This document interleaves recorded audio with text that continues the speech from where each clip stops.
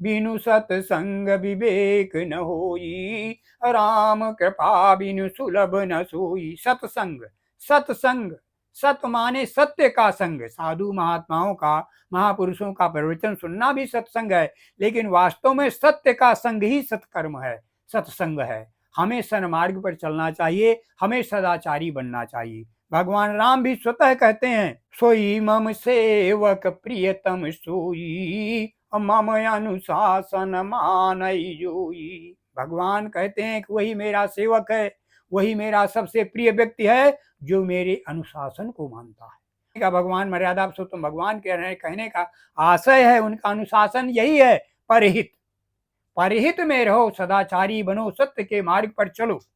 इससे बड़ा कोई उनका अनुशासन नहीं है और वही उनको सबसे ज्यादा प्रिय है। मानव जीवन की सफलता के लिए हमें भगवान राम के बताए हुए मार्ग का अनुसरण, सन्मार्ग का अनुसरण ही करना चाहिए, दूसरे के भले की ही सोचनी चाहिए और सत्संग, सत्य के मार्ग से कभी भी विचलित नहीं होना चाहिए। बिनु सत्संग न हरि कथा, बिनु सत्संग न हरि कथा, अत्यहि बिनु मोह न भाग। बिनु सत्संग न हरि कथा, अतिनि तिन्ह बिनु मोह न भाग। अमोह गए बिनु राम पद, होई न दृढ़ अनुराग। सत्संग की इतनी महिमा है कि कहते हैं बिनु सत्संग न हरि कथा, बिना सत्संग के हरि कथा, भगवान की कथा संभव ही नहीं है। अत्यहि बिनु मोह न भाग, और बिना हरि कथा के मोह जा नहीं सकता, मोह भाग नहीं सकता, मोह से छुटकारा नहीं मिल सकता। और मोह गए बिनु राम पद, और बिना मोह के नष्ट हुए भगवान राम के चरणों में दृढ़ अनुराग हो ही नहीं सकता। इसलिए मोह के परित्याग के लिए हमें सत्संग और हरि स्मरण नितांत आवश्यक है, क्योंकि कहा भी गया है, मोह सकल व्याधिन कर मूला। मोह संकल सकल संपूर्ण व्याधियों की खान है, क्योंकि भगवान राम ने भी कहा, करहि मोह बस नर अघनाना। पाप करने में सबसे बड़ा बाधक मोह ही है, मोह के कारण ही पाप होता है, ये भगवान राम कह रहे हैं। क्या कहते हैं, करहि मोह बस नर अघनाना, करहि मोह बस नर अघनाना। मोह के बसीभूत होकर ही मनुष्य पाप कर्म करता है, इसलिए मोह को छोड़ना नितांत आवश्यक हो गया। करहि मोह बस नर अघनाना, स्वार्थ रत परलोक नसाना।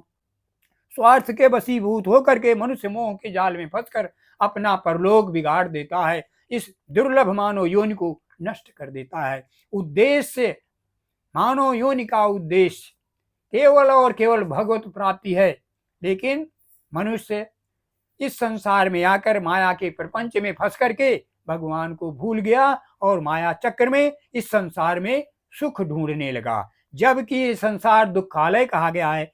वेद शास्त्र इसको दुखालय कहते हैं। भगवान ने दुखालय की संज्ञा दी है, लेकिन हम यहाँ सुख ढूंढ रहे हैं। बस सबसे बड़ी गलती यही है। जब तक हमारी यहाँ पर सुख की कामना रहेगी, तब तक भगवत प्राप्ति संभव हो ही नहीं सकती, क्योंकि जहाँ काम तहाँ राम नहीं, और जहाँ राम नहीं काम। जहाँ सांसारिक कामनाएं हैं, वहाँ भगवत प्राप्ति संभव ही नहीं है। संसार में जहाँ हम सुख खोजने की तलाश में हैं, वहाँ भगवान की तरफ जाने में रुकावट हो जाएगी। इसलिए सांसारिक कामनाओं को छोड़कर भगवत प्राप्ति हेतु हमें निरंतर भगवान का स्मरण, भगवान का भजन और उनके बताए हुए मार्ग का अनुसरण करना चाहिए। कामना ही जीव को बंधन में डालती है, कामना ही मनुष्य को 84 लाख योनियों में भटकाती है। इसलिए कामनाओं का, सांसारिक कामनाओं का परित्याग करके हमें भगवत भजन, भगवत प्राप्ति के लिए सन्मार्ग, सदाचार तथा भगवान के द्वारा बताया गया परिहित का मार्ग अपनाना चाहिए। इसी से हमारे मानव जीवन की सफलता है। सांसारिक सुख भोगते हुए भगवान की प्राप्ति के लिए आवश्यक हो जाता है कि हम जो भी कार्य करें, हम खूब शौक करें, खूब इच्छा करें, खूब कमाएं, लेकिन गलत आचरण, गलत कार्य के द्वारा, गलत मार्ग के द्वारा धन का संचय न करें, तथा जो कुछ भी कार्य करें वो भगवान को समर्पित कर दें। भगवान को समर्पित किए हुए कार्य पर फिर पाप नहीं लगता, फिर बंधन में मनुष्य नहीं बंधेगा। ना शौक करना, पैसा कमाना ये ठीक है, लेकिन गलत मार्ग से नहीं। सन्मार्ग के द्वारा हम धन का अर्जन करें, अपनी शौक पूरी करें, सब कुछ करें, लेकिन सब कुछ भगवान को ही समर्पित करके करेंगे तो हमें पाप नहीं लगेगा।